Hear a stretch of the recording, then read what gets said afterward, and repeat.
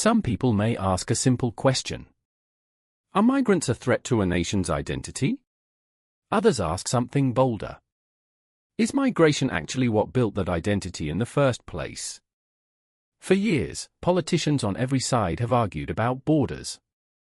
Few of them have asked what our own bones can tell us. A tiny fingertip from Siberia, no bigger than a cherry stone, is about to answer that question. It just took 10 years, and a piece of technology nobody expected. This is a short history of humanity, how migration made us who we are. Looking at Europe as a whole, this book asks a fascinating question: how did three massive prehistoric migrations, hunter-gatherers, agricultural pastoralists, and nomads, shape the Europeans we know today? For a long time, historians and archaeologists could only work with clues from the ground and make educated guesses. But this book introduces a completely new tool, ancient DNA. By pulling genetic information straight from ancient bones and teeth, it reveals, with striking precision, how human migration routes and timelines can be reconstructed. One of the authors is a leading figure in this new science. He was a founding director of the Max Planck Institute for the Science of Human History. He now heads archaeogenetics at the Max Planck Institute for Evolutionary Anthropology in Leipzig. His research has appeared in the New York Times, National Geographic, and the BBC. His co-author is a health journalist and editor-in-chief at a major Berlin newspaper. Together they turned years of laboratory discovery into a single, readable account. The story opens on an ordinary winter morning in 2009. A padded envelope arrives from Novosibirsk, in Russia. Inside is a tiny fragment of bone, the last joint of a child's finger. The nail is gone. The skin is gone. All that remains is bone the size of a cherry stone. It belonged, researchers would learn, to a girl between 5 and 7 years old. She had been dead for 70,000 years. Just a decade earlier, in 2000, the American president had announced a scientific triumph. After years of work, and billions of dollars, scientists had decoded the human genome, our species' complete genetic blueprint. It was one of the most ambitious research projects in history. By 2009, the technology had moved even further. A single sequencing machine could now decode hundreds of human genomes in a single day. That kind of speed made it possible to read something as small and damaged as a finger bone. And what that finger bone revealed stunned the scientific world. It belonged to neither a modern human nor a Neanderthal. It was something new entirely, a previously unknown type of ancient human, later named the Denisovans. Comparing this ancient genome to living humans today produced an even bigger surprise.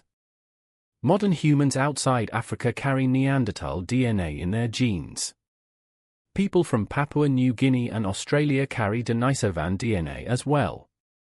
Our species, it turned out, never lived in isolation. We interbred with our closest relatives wherever we met them. This new science needed a name. Researchers called it archaeogenetics.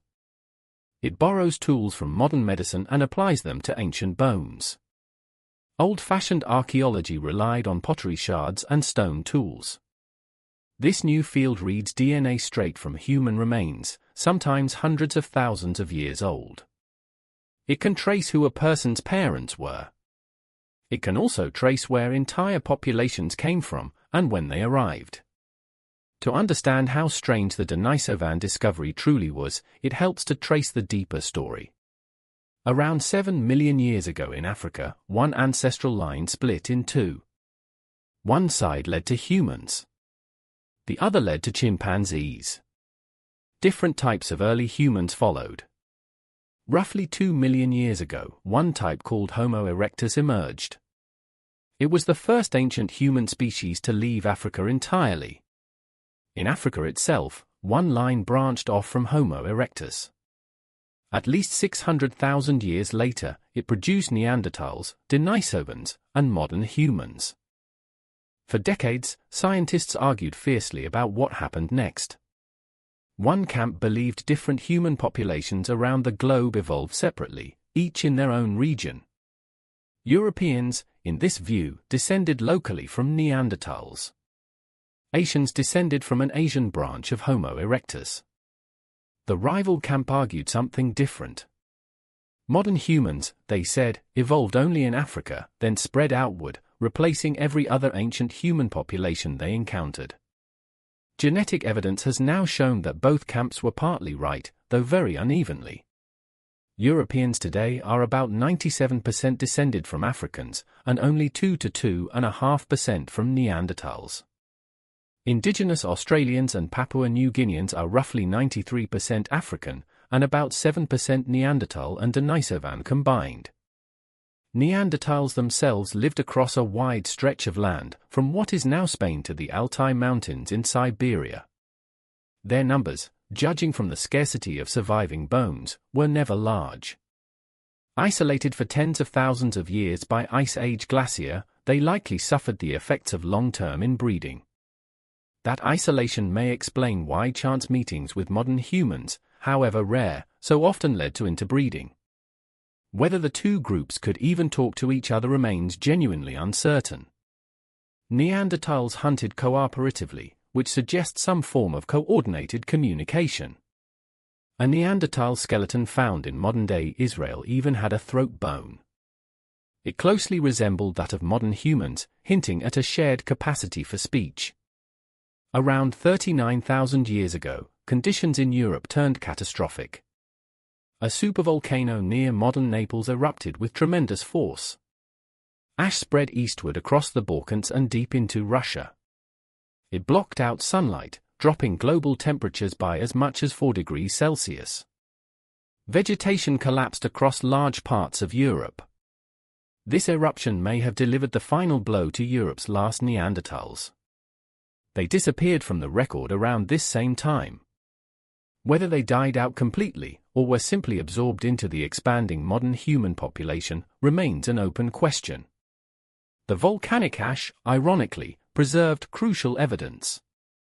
Buried in that same ash near western Russia, researchers found the remains of an early modern human, nicknamed Markina Gora. His DNA showed he belonged to the Aurignacian culture, among the direct ancestors of people living in Europe today. But the Ice Age kept intensifying. Some 36,000 years ago, Europe's wildlife underwent a mass extinction. Mammoths, cave bears, and hyenas vanished. A new culture, the Gravettians, took their place, arriving from the east and adapting far better to the deepening cold. One of the Gravettians' most striking burial sites was uncovered in the Czech Republic in 1986. 3 skeletons lay together beneath a mammoth's shoulder blade, arranged in a strikingly intimate pose, their hands touching. For decades, researchers could not determine the middle skeleton's sex from the bones alone. Based on the burial symbolism, they assumed it was a woman. DNA sequencing in 2016 overturned that assumption entirely. All 3 were men, and 2 of them were brothers.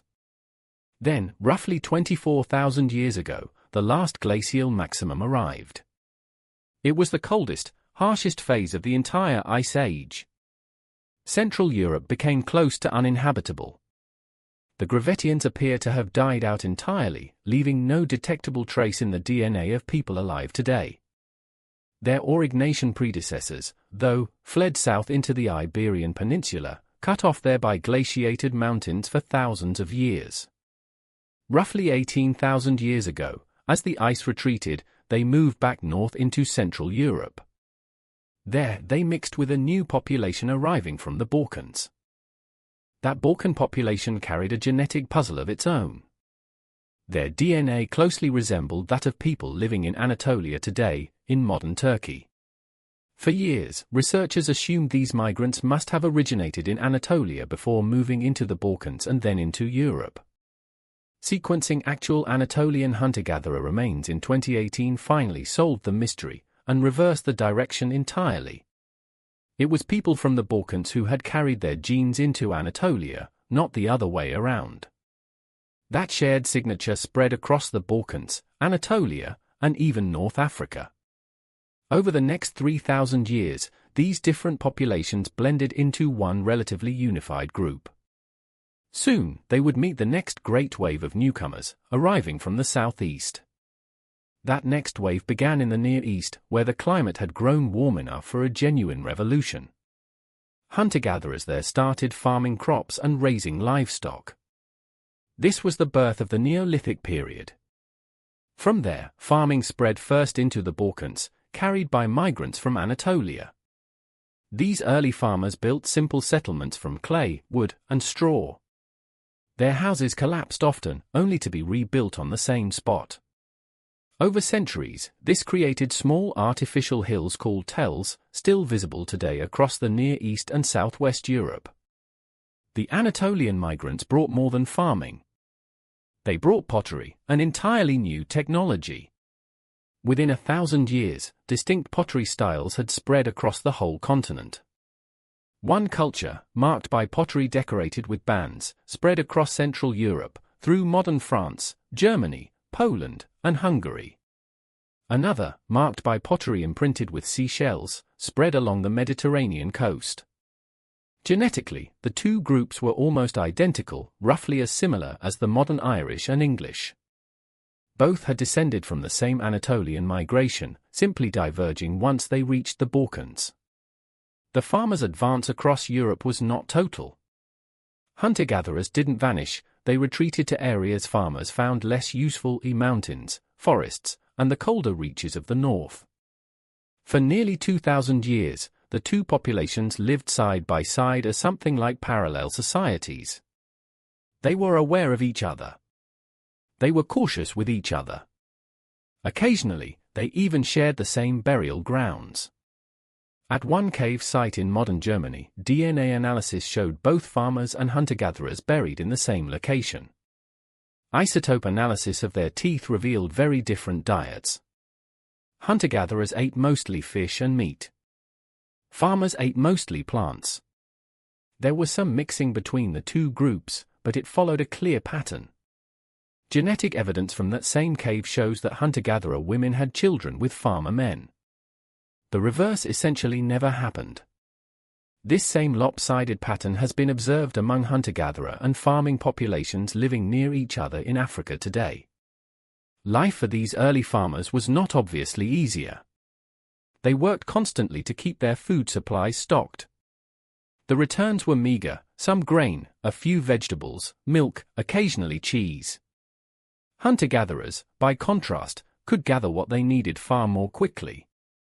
Their diet was already well suited to their bodies. Skeletal evidence shows many early farmers suffered from poor bone mineralization, a sign of nutritional deficiency. This likely left them physically weaker than the hunter-gatherers around them. Yet farming had one overwhelming advantage.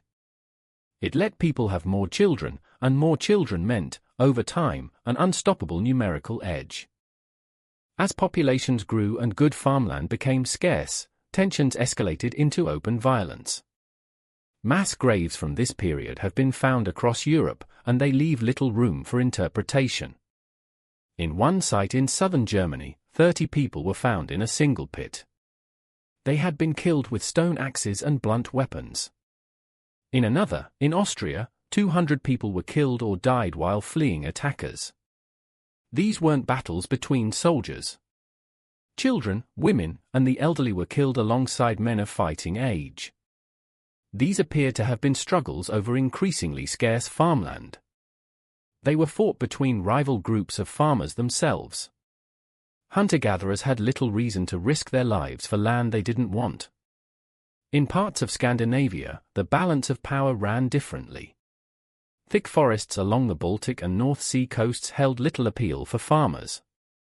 Hunter-gatherers there thrived instead, on abundant fish, seals, and whales, drawn in by the warm Gulf Stream. They saw no reason to adopt farming, and unlike hunter-gatherers elsewhere, they held their ground. Their genetic legacy survives more strongly in Scandinavia today than almost anywhere else in Europe. Roughly 6,200 years ago, contact between these hunter-gatherers and neighboring farmers produced something new. They called it the funnel beaker culture, named for its distinctive tapered pottery. Rather than being displaced, these hunter-gatherers embraced new farming technologies on their own terms. One crucial invention was the ox-drawn plough, its furrow marks still preserved beneath ancient burial mounds in northern Germany. One island tells an especially striking genetic story. Sardinia was settled by early farmers roughly 8,000 years ago, arriving by boat along with their cattle. Few hunter-gatherers lived there beforehand, and almost no later migrations reached the island. Sardinians today remain remarkably close, genetically, to those first Neolithic farmers. Scientists call populations like this genetic fossils. Not even Anatolia itself has stayed so genetically unchanged across 8,000 years. This transformation carried a hidden cost. As farmers settled into permanent villages, keeping livestock close by for warmth, protection, and food, hygiene became a serious problem. Stored grain drew rodents. Rodents carried fleas and lice. Waste piled up in cramped settlements where privacy barely existed. Diseases that had once affected only animals began jumping to humans far more easily. They also spread between humans far more easily too. Farming gave people mastery over plants and animals. But it also created a new, lasting enemy, infectious disease. It would shape European history as profoundly as any invading army. The most decisive transformation, though, was still to come. It would arrive from somewhere entirely unexpected, the grassland steppes of southern Russia. In 2012, genetic analysis of living Europeans revealed something genuinely baffling. Europeans turned out to be more closely related to indigenous Americans. They were less related to people from East and Southeast Asia. Under the conventional timeline of human migration, this made no sense at all. Humans had spread from Africa into Asia, then into the Americas across the Bering Land Bridge. Logically, Europeans should be closer to East Asians, whose ancestors split off from Asia most recently. Yet the genetic evidence pointed the other way entirely, and for years no one could explain why. The answer arrived through a single set of remains. A child known as Maltar Boy, who lived 24,000 years ago near Lake Baikal. His genome supplied the missing genetic bridge, containing components shared by both Europeans and Native Americans today. Researchers call this population the ancient North Eurasians. They spread east, mixed with East Asians, and crossed into the Americas around 15,000 years ago. But this same genetic component did not reach Europe until roughly 4,800 years ago. When it finally arrived, it arrived like a flood. Genetic analysis of dozens of skeletons across Central Europe revealed something remarkable. Within a single century, roughly 5 generations, this new genetic component had swept in and utterly transformed the region's population. Its origin traced back to the Pontic steppe, a vast grassland north of the Black and Caspian Seas. This was home to a culture called the Yamnaya. The Yamnaya herded enormous flocks across the steppe, moving constantly. They built massive earthen burial mounds, called kurgans, some towering 20 meters high. Oddly, almost no human remains survived from Central Europe in the century right before the Yamnaya's arrival. This gap has led to real speculation. One likely explanation is disease. The oldest known genome of the plague bacterium comes from precisely this period. It's plausible an epidemic swept through Europe first, clearing the way for the migration that followed. Whatever the cause, within a century the newcomers had reached Central Europe. Within 2 centuries they'd reached Britain. There, the genetic transformation was even more extreme, replacing up to 90% of the local population's ancestry. This new population arrived overwhelmingly as men. Genetic evidence shows the Y chromosome, passed only from father to son, was almost completely replaced. Maternal DNA, by contrast, shows much more continuity with the earlier population. The clear implication is that men from the steppe had children with local women in large numbers, not the reverse. These men rode horses, a genuine steppe innovation. They carried battle axes, and a compact new bow, easy to fire from horseback. That combination of speed and weaponry made them formidable. Mass graves from the period bear the marks of real violence. 19th-century archaeologists named this culture the battle axe culture. Decades later, Nazi propaganda seized on that name. It became a myth of inherent Germanic superiority. After the war, German-speaking archaeologists largely abandoned the idea that cultural change required migration. They insisted culture spread only through peaceful contact, never through movement or conquest. Genetic evidence has now overturned that assumption. Massive migrations did happen, and they did displace existing populations, though the process wasn't uniform everywhere. In Britain, a new population emerged, marked by distinctive bell-shaped pottery. It appeared only once steppe newcomers had displaced almost everyone before them. In Spain, by contrast, this same pottery style spread as pure cultural fashion. Almost no migration came with it. This steppe migration likely explained something deeper still, the origin of most European languages. Nearly every language spoken in Europe today descends from one shared ancestral tongue. Icelandic, Greek, even Hindi trace back to Proto-Indo-European. Two competing theories have long argued over when this language family arrived. One holds it came with the first farmers 8,000 years ago. The other holds it came with the steppe migration 5,000 years ago. Genetic evidence can't settle the argument outright, but it does support the second theory more strongly. Consider ancient Crete and mainland Greece. Both regions were settled by the same wave of Anatolian farmers, making their populations closely related genetically. Yet they used entirely different written scripts. The Minoans, on Crete, wrote in a script called Linear A, never deciphered to this day. The Mycenaeans, on the mainland, wrote in Linear B, decoded decades ago. It turned out to be an early form of Greek, part of the Indo-European family. Genetic testing reveals the key difference. Mycenaeans carried steppe DNA. Minoans did not. That single genetic difference lines up precisely with the linguistic one. It offers strong evidence that Indo-European languages arrived with the steppe migration, not the earlier farmers. The steppe migration also reshaped family life itself, and one archaeological site makes this unusually clear. Near the Lech River in southern Germany, researchers examined nearly 100 burials. They studied both DNA and dental chemistry, spanning 1,000 years of Bronze Age history. Dental enamel absorbs different forms of a mineral called strontium, depending on where a person grew up. Strontium enters the body only through local food and water. This lets researchers determine whether someone lived their whole life in one place or moved there from elsewhere. The results were striking.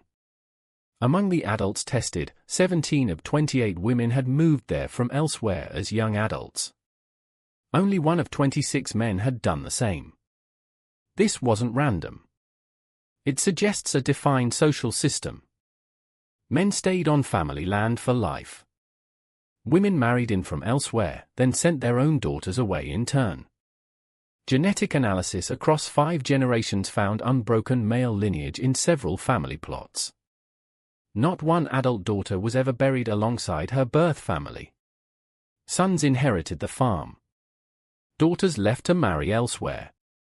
This is early, tangible evidence of a patriarchal, propertied structure. It would shape European society for millennia afterward. This same era gave rise to the Bronze Age proper. Local craftspeople learned to alloy copper with tin, producing a metal hard enough for lasting tools and weapons. Bronze required specialized skills. Miners, kiln builders, metalworkers, and traders who could fetch tin from as far as Cornwall or Portugal. For the first time, Europe developed something resembling a genuine economy of specialized labor and long-distance trade. But the disease that helped clear the way for the steppe migration was only a preview. Something far worse was still to come. That same pathogen, Yersinia pestis, would return again and again over the following millennia, eventually becoming known as the plague. In 2011, researchers decoded its genome for the first time.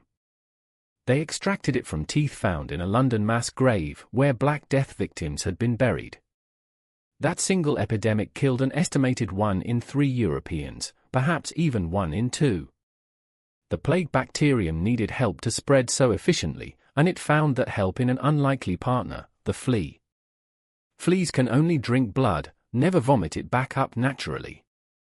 The plague bacterium evolved a way around this, forming a biofilm that blocks the flea's digestive tract entirely. A blocked, starving flea bites frantically and repeatedly, and each bite regurgitates infected blood directly into a new victim. The flea itself slowly starves to death in the process. But by then, it has already spread the bacteria to dozens of new hosts. Plague was far from Europe's only ancient killer. Leprosy, caused by a related bacterium, spread so widely that entire colonies existed just to isolate its victims. The missionary Mother Teresa likely carried the pathogen herself, without ever falling ill. On the island of Sardinia, roughly 1 in 9 people today carries a genetic blood disorder called thalassemia. It looks like a clear biological disadvantage. Until you learn it also grants strong resistance to malaria, a disease that once devastated the Mediterranean world. The most devastating pandemics in human history, though, followed European ships across the Atlantic. Within the first 100 years after Columbus's arrival, an estimated 95% of the indigenous population died. Most deaths came from European diseases their bodies had never encountered. One epidemic, between 1545 and 1550, killed 60 to 90% of the population in parts of Mexico and Guatemala. It remained unexplained for centuries. DNA sequencing in 2018 finally identified the culprit, a form of typhoid fever called paratyphoid. Not every disease traveled in only one direction. Syphilis appeared in Europe the very year Columbus returned from his first voyage. It spread rapidly through Europe's armies soon after. For centuries, Europeans assumed it had come from the Americas. Recent genetic analysis reveals something far messier. Pathogens moved back and forth across the Atlantic repeatedly, and the full story remains only partly resolved today. None of this history, taken as a whole, offers simple comfort to either side of today's migration debates. Migration was rarely peaceful. It regularly displaced older populations, sometimes violently. Genetic evidence suggests roughly 70% of modern Europeans descend from these successive newcomers. Not from Europe's original hunter-gatherer inhabitants. And yet that same migration built almost everything that followed: agriculture, bronze technology, written language, and eventually the modern world. This book enters an old, politically charged debate inside archaeology. For decades, especially in German-speaking scholarship, many researchers resisted the idea of large-scale prehistoric migration. They were wary of how Nazi-era archaeologists had linked shared culture to shared blood. This book's central contribution is a genuinely new kind of evidence, ancient DNA. It settles empirical questions that pottery and grave goods alone never could. It doesn't resolve every debate. The book argues that steppe migration likely brought Indo-European languages to Europe. This account acknowledges the evidence remains circumstantial, not conclusive. Some real gaps remain. The book's picture of the Balkan populations rests on genetic inference alone. No usable skeletal DNA from that specific population has yet been recovered. Scholars who favor the older, culture-only model still push back. Some archaeologists, cautious about migration theory's political history, argue shared objects can spread through trade and imitation alone. This book takes that objection seriously, especially in its account of Bell-Beaker pottery. But it ultimately argues the genetic evidence for migration is too strong to set aside. What this book means for our lives today challenges a very old fear: that migration threatens a nation's identity. The evidence here suggests the opposite. Nearly everything considered distinctly European arrived through migration. Farming, metalworking, language, even inherited social structures, through absorption and often outright displacement. On a personal level, the book's deepest lesson is simple. No population, anywhere, has ever truly been from one place alone. The central question returns with real force. Did migration make us who we are? The evidence says yes. Migration built Europe, layer upon layer, generation upon generation, and it never once stopped. The book's final, honest verdict is neither an argument for open borders nor for closed ones. It reminds us that a fixed, unchanging people never truly existed. And it never will.